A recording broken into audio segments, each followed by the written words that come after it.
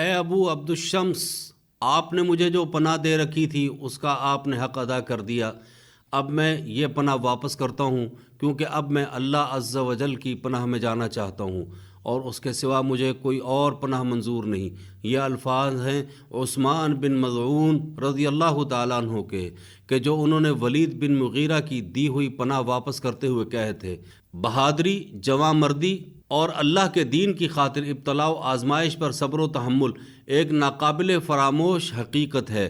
عثمان بن مظعون کا دل و دماغ پل بھر کے لیے بھی اس بات پر مطمئن ہونے کے لیے تیار نہیں تھا کہ یہ خود تو آرام و آسائش کی زندگی گزاریں اور ان کے دوسرے مسلمان بھائی اللہ کی راہ میں ظلم و ستم سہتے رہیں۔ حضرت عثمان بن مظعون رضی اللہ تعالیٰ عنہ نے حبشہ کی طرف ہجرت کی تھی اور وہاں سے پھر واپس آ کر مکہ مکرمہ میں ولید بن مغیرہ کی پناہ لے لی تھی۔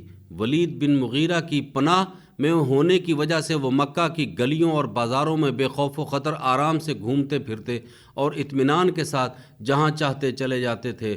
ان کو کوئی آنکھ اٹھا کر دیکھنے والا نہیں تھا۔ اس کے برعکس دوسرے کمزور مسلمانوں کی حالت انتہائی ناگفتہ بہ تھی۔ کفار مکہ طرح طرح کی ان کو سزائیں دیا کرتے اور ظلم و ستم کے ایسے پہاڑ توڑتے کہ تاریخ میں دور دور تک اس کی مثال نہیں مل سکتی۔ عثمان بن مظعون رضی اللہ تعالیٰ عنہ نے مسلمانوں کی بے بسی اور ان پر کیے جانے والے ظلم و ستم کو دیکھا تو ان کا کلیجہ منہ کو آ گیا اور انہیں اپنے سکون و اطمینان کو آگ سی لگتی محسوس ہو رہی تھی۔ چنانچہ وہ کہنے لگے، اللہ کی قسم، میرا ایک مشرک کی پناہ میں رہتے صبح شام کا گزارنا، جبکہ میرے دوسرے مسلمان بھائی راہ الہی میں ابتلاء و آزمائش کے دور سے گزر رہے ہوں اور میں محفوظ رہوں، میرے دین میں ایک بڑے نقص کی نشاندہی کرتا ہے۔ اس خیال کے آنے کے فوراً بعد ولید بن مغیرہ کی محفل میں پہنچے اور گویا ہوئے، یا ابا عبد الشمس وفت ذمتک وقد رددت الیک جوارک، اے ابو عبدالشمس، آپ نے مجھے جو پناہ دے رکھی تھی اس کا آپ نے حق ادا کر دیا، اب میں یہ پناہ آپ کو واپس کرتا ہوں۔ وہ کہنے لگا، آخر کیا وجہ ہے؟ مجھے لگتا ہے کہ میری قوم کے کسی فرد نے آپ کو کوئی تکلیف دی ہے۔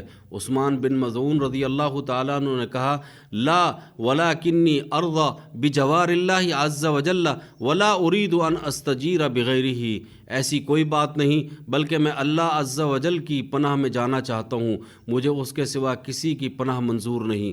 ولید بن مغیرہ نے کہا، تو پھر مسجد الحرام میں چل کر برسر عام میری دی ہوئی پناہ واپس کرو، جیسے کہ میں نے سر عام تمہیں پناہ دی اور اس کا اعلان کیا تھا۔ اس کے بعد دونوں بیت اللہ میں پہنچے۔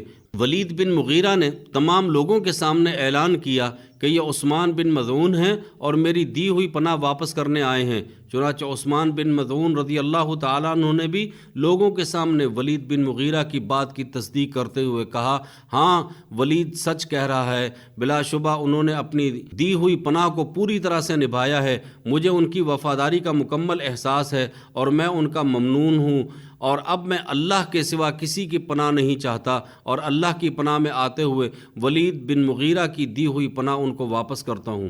چنانچہ مذکورہ پناہ واپس کرنے کے بعد حضرت عثمان بن مظعون رضی اللہ تعالیٰ عنہ قریش مکہ کی ایک ایسی مجلس میں آئے کہ جس میں لبید بن ربیہ، جو کہ ابھی تک غیر مسلم تھا، قریش کے سامنے یہ شعر پڑھ رہا تھا، الا کل شیء ما خلا اللہ باطل، اللہ کے سوا جو کچھ بھی ہے باطل و بیکار ہے۔ تو حضرت عثمان نے کہا، یہ بالکل مبنی بر حقیقت بات ہے۔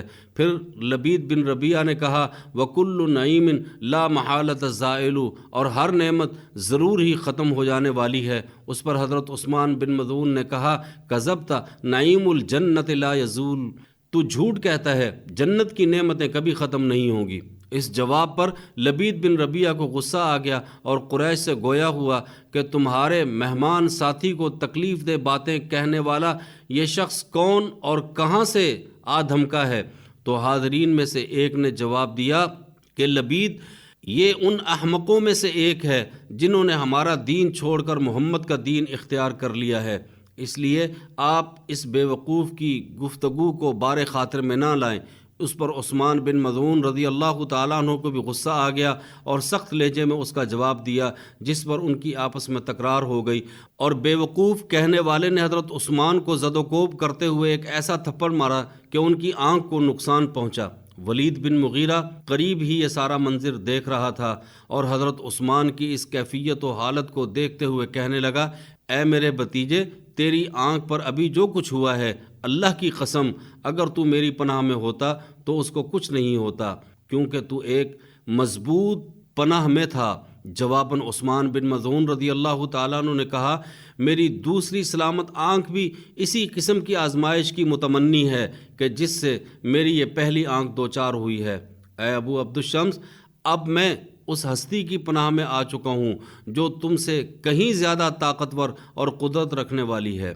ولید بن مغیرہ نے حضرت عثمان بن مظعون کی حالت و کیفیت کو دیکھتے ہوئے کہا اور دوبارہ پیشکش کی، اگر تم چاہو تو اپنی سابقہ پناہ کی طرف لوٹ آؤ، میں تمہیں خوش آمدید کہتا ہوں۔ تو حضرت عثمان نے اس کے جواب میں کہا، میں تمہاری پناہ سے نکل کر اللہ کی پناہ میں آ چکا ہوں، اب مجھے کسی کی پناہ نہیں چاہیے۔